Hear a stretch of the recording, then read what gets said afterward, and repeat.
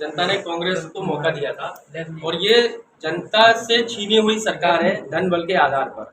इसलिए इसमें कांग्रेस से ज्यादा रणनीति जनता बना चुकी है। और जो लोकतंत्र की हत्या जिस भारतीय जनता पार्टी ने मध्य प्रदेश में जिस प्रकार से करी और जैसे पहले कर्नाटक में करी थी, तो कर्नाटक में तो उत्तर मिल गया तत्काल ही। अब उससे भी अच्छा जवाब मध्य प्रदेश में शिवराज सिंह चौहान जी और केंद्रीय नेतृत्व को यहाँ की जनता देने वाली है वोटों के माध्यम से। और बहुत लंबे अंतराल से सिर्फ अटेर विधानसभा ही नहीं बल्कि पूरे मध्य प्रदेश में कांग्रेस का परचम लहराने वाला है। कितनी वोटों से जीत की आपको उम्मीद लग रही है? देखिए, मैं तो ये समझता हूँ कि सामने वाले कैंडिडेट की जमानत जब्त होनी चाहिए। जिस प्रकार से उन्होंने यहाँ कृत्य की है, झूठी FIR हो, चाहे यहाँ पर लोगों से भ्रष्टाचार, जिस प्रकार से यहाँ दद्दा टैक्स चला है पूरी अटेर विधानसभा में, हर थाने से, राजस्व विभाग से, हर जगह वसूली का कार्य हुआ। तो मैं तो समझता हूँ जनता जनता का जो मन मुझे दिख रहा है आज कि जनता इनकी जमानत जब्त करके इनको वापस उत्तर प्रदेश इनके मूल गृह गाँव भेजने का काम करेगी। प्रत्याशी जो हैं वो सब बीच में जा रहे हैं। तो जैसे कांग्रेस हमेशा आरोपों की राजनीति कर रही है, जबकि विकास कार्यों के ऊपर लेकर कोई बात नहीं हो रही है। मैंने अभी सबको संबोधित करके भी बोला था और आप भी जानते हो इस चीज को कि पूरी अटेर विधानसभा में सबसे ज्यादा धार्मिक स्थल जहाँ पे लोगों की आस्थाएं और भावनाएं जुड़ी हैं वो हमारी पावई माता, और ये आप सब लोग जानते हैं इस चीज को। मैं जब 1 साल का विधायक था तब मैंने वहां पे स्वयं 4-5 लाख रुपए देके पूरे वहां भवन का निर्माण किया। आप इसका मौके पे परीक्षण कर लीजिएगा। और आज इस पंचवर्षीय में जब भारतीय जनता पार्टी की सरकार है, कैबिनेट मंत्री है भारतीय जनता पार्टी के, तब ये अटेर का सबसे बड़ा दुर्भाग्य है और अटेर विधानसभा के लिए सबसे बड़ी शर्म की बात है कि वहां की स्वयं पावई माता की सड़क वहां के सारे हजारों ग्रामवासियों ने चंदे से इकट्ठी करके बनाई, जो आप लोगों ने छापा भी था। तो अब विकास की बात तो की ही नहीं। अब 5,000 करोड़ की किताब छापने से और 20 रुपए का नारियल फोड़ने से विकास नहीं होता है। अगर कहीं विकास हुआ है तो मैं कह रहा हूँ, मैं चैलेंज कर रहा हूँ, मेरे सामने जो प्रत्याशी है उनको सम्मान पूर्वक बोलता हूँ कि आप आ जाओ, मेरे से डिबेट कर लो। स्थान आप पूछ लेना, टाइम आप पूछ लेना, मैं आने को तैयार हूँ, मीडिया के सामने कह रहा हूँ। और अगर 500 रुपए का भी विकास किसी उसमें किया हो, इन्होंने किसी ग्राम पंचायत में किया हो अपनी विधायक निधि से, तो उस जगह के सरपंच को बुलाए, उस रिकॉर्ड को लेकर के मेरे साथ आमने सामने बात कर ले और मेरा रिकॉर्ड मैं लेकर के आऊंगा। और अगर विकास में ये मेरे से आगे निकल जाएंगे तो छोड़ देंगे राजनीति में, स्वीकार कर लूंगा इनके विकास को, लेकिन कहीं विकास हुआ होगा तब ना। हेमंत जी, लंबे समय से कांग्रेस और बीजेपी ही यहाँ पर विधायक बनाते रहे जनता यहाँ की, लेकिन अटेर का जो विकास होना चाहिए था वो विकास की धारा से अटेर नहीं जुड़ सका। इसका कारण क्या है? देखिए, अटेर 5 साल विकास से पिछड़ गया। एक समय अटेर बीहड़ क्षेत्र है और एक समय था जब यहाँ पर कई गांव ऐसे हैं जहाँ पर जैसे रानी ब्रह्मा गांव है, वहां से एक पत्रकार महोदय भी यहाँ उपस्थित है। वहां पे पहुंच मार्ग भी नहीं था गांव के लिए, मेरे पूज्य पिताजी द्वारा बनाया। वहां पे भवन बनाया गाँव, हर गांव ऐसा कोई गांव आप मुझे बताओ ना जिस गांव में मेरे पूज्य पिताजी के द्वारा या मेरे द्वारा भवन, सड़क, DP, हैंडपंप नहीं दिए गए हो। मैं आपको, इतने मीडिया के साथी बैठे हुए हैं, मैं आपसे बोल रहा हूँ आप एक गांव बता दो, काम मैं आपको बता दूं ऑन रिकॉर्ड। मेरे पास कोई रिकॉर्ड नहीं, मैं आपको तत्काल बता दूंगा वहाँ काम हुआ कि नहीं। तो ये मेरे अंदर विश्वास है और मैं इसको फिर कह रहा हूँ, आपके पास कोई रिकॉर्ड हो तो आप मेरे सामने बात कर लीजिए। विकास हुआ, लेकिन 20 साल से भारतीय जनता पार्टी की सरकार है।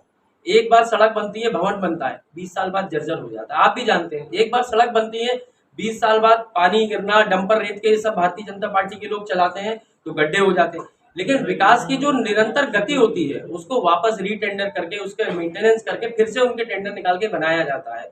तो असल में 20 साल से, जब से भारतीय जनता पार्टी की सरकार बनी है, तब से अटेर की विकास की गति रुक गई है, क्योंकि मेरे पूज्य पिताजी ने व्यापम घोटाला उठाया। तो कहीं ना कहीं अटेर क्षेत्र के लोगों से पूरी भारतीय जनता पार्टी और विशेष रूप से शिवराज सिंह चौहान साहब और अरविंद भदौरिया जी को बहुत घृणा है। व्यापम का जो मुद्दा उठाया, जिसमें जेल जाते जाते अभी भी गले तक तलवार लटकी हुई है, वो मेरे पूज्य पिताजी ने उठाया। तो उस घृणा के कारण ये अटेर का विकास भी रोके बैठे हैं। नहीं तो ये सवाल आपको सत्ता से करना चाहिए। मैं पूछना चाहता हूँ, मीडिया विपक्ष से सवाल करेगी कि सत्ता से? 20 साल में सत्ता में कौन है? आप पूछिए ना क्यों नहीं विकास हुआ, मांगिए ना उत्तर। और मैं कहता हूँ मैं सामने आऊंगा, मैं उस चीज का उत्तर दूंगा। 20 रुपए का नारियल, 20 रुपए का नारियल है, उसको फोड़ने में कुछ नहीं। मुंह में क्या लग रहा है? योजना नहीं लग रही है, मुंह में सिर्फ नारियल लगेगा, वो भी इतना सा, वो 20 का भी नहीं मिलेगा, 1 रुपए का नारियल मिलेगा। तो नारियल फोड़ने से यदि विकास हो रहा हो तो फिर एक दुकान में भी खोल के फोड़ दूं, लेकिन मैं झूठ बोलने की राजनीति नहीं करता। अभी जैसे ही भारतीय जनता पार्टी को पता चला कि एक दिन बाद आचार संहिता लग रही है, आप देखिए कमाल की बात, तुरंत सारी दुकानों से नारियल खाली कर दिए इनने। और पहले पहुंचे, फटाक से नारियल की झोली ली, रखी, वो पहले पहुंच गया, फूक फट से फोड़ा, बोले मेडिकल कॉलेज 300 करोड़, खत्म हो गया। फिर एक और नारियल लिया, कन्या योजना खटाक से फोड़ी। जहां जहां इनने कहा यार अब मतलब मैं समझता हूँ 1,50,000 इतने जितने के नारियल फोड़े इतने का ही काम कर देते तो एक दो गांव का तो विकास हो जाता। लेकिन आचार संहिता से एक दिन पहले मेडिकल कॉलेज की मैं ये बोल रहा हूँ, अब तुम्हारी सरकार ही नहीं बन रही तो तुम मेडिकल कॉलेज कैसे बनाओगे? सरकार होगी तो ही तो बजट दे पाओगे ना। इसलिए बीजेपी का झूठ खुल चुका है और नारियल फोड़ने से विकास नहीं होता मेरे परम आदरणीय नेताओं भारतीय जनता पार्टी के। जैसे मेडिकल कॉलेज वाला है जो बीजेपी ने नारियल फोड़ा है और वो शिलान्यास की बात कर रहे हैं, डिजिटल शिलान्यास किया उन्होंने। यदि कांग्रेस की सरकार आई तो कांग्रेस क्या मेडिकल कॉलेज लेकर आएगी? निश्चित रूप से कांग्रेस मेडिकल कॉलेज लेके आएगी, कांग्रेस सैनिक स्कूल लेकर आएगी, कांग्रेस 6 लेन की रोड यहाँ पर बन जो अभी हाईवे जहाँ पे एक्सीडेंट से कई लोगों की जान जाती है वहां बनवाएगी।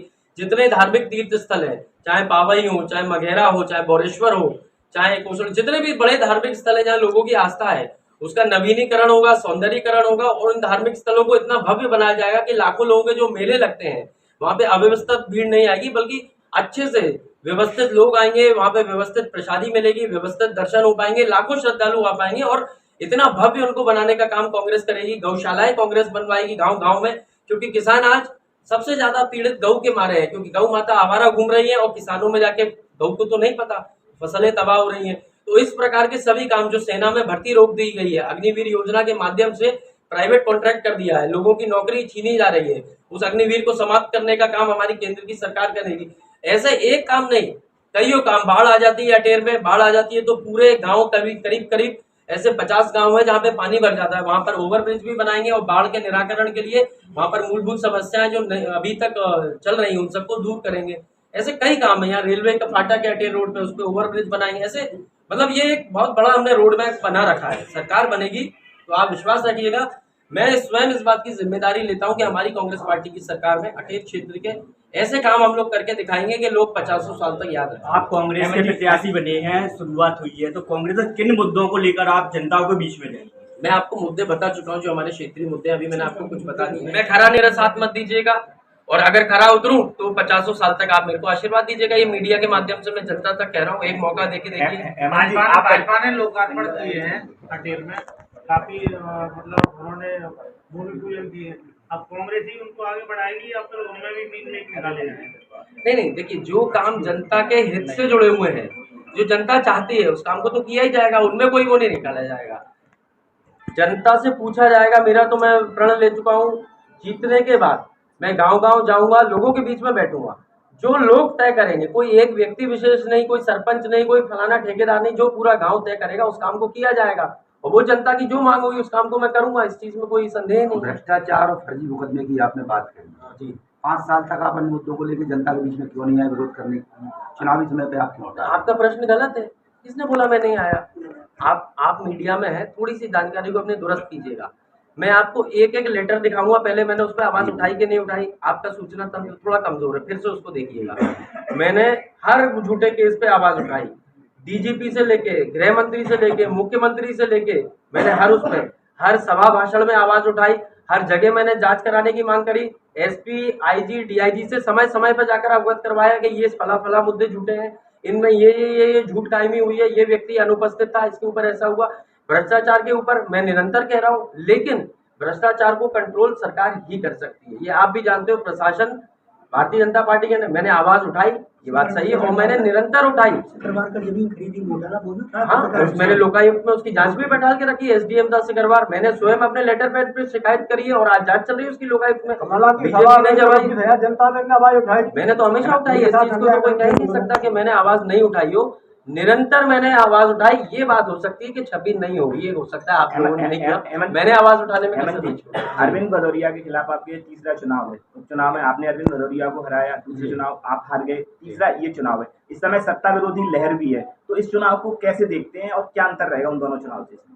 देखिए, अटेर का तो वैसे भी इतिहास रहा है पासा पलटने का, तो अरविंद जी तो वैसे ही हार चुके हैं, हमारे इतिहास पे ही चले जाए अटेर के। एक तो हार तो वो वैसे ही स्वीकार कर चुके, लेकिन उनने टिकट इसलिए ली, यदि उनके विरोधी को मिल जाती तो उनका राजनीतिक भविष्य समाप्त हो रहा था, तो उन्होंने सोचा मैं हार का ही कलंक ले लूं, लेकिन टिकट किसी और पे नहीं जाने दूं। अब अरविंद जी चुनाव हारेंगे, कितने से हारेंगे ये प्रश्न अगर आप पूछेंगे तो ये जनता आपको बेहतर बताएगी। और अब गांव गांव जाना, गाँव गाँव लोगों की भावना आप पूछना और लोग क्या कह रहे हैं आप मेरी मत मानना। मैं तो प्रत्याशी हूँ, मैं तो बोलूंगा ही अगर लोग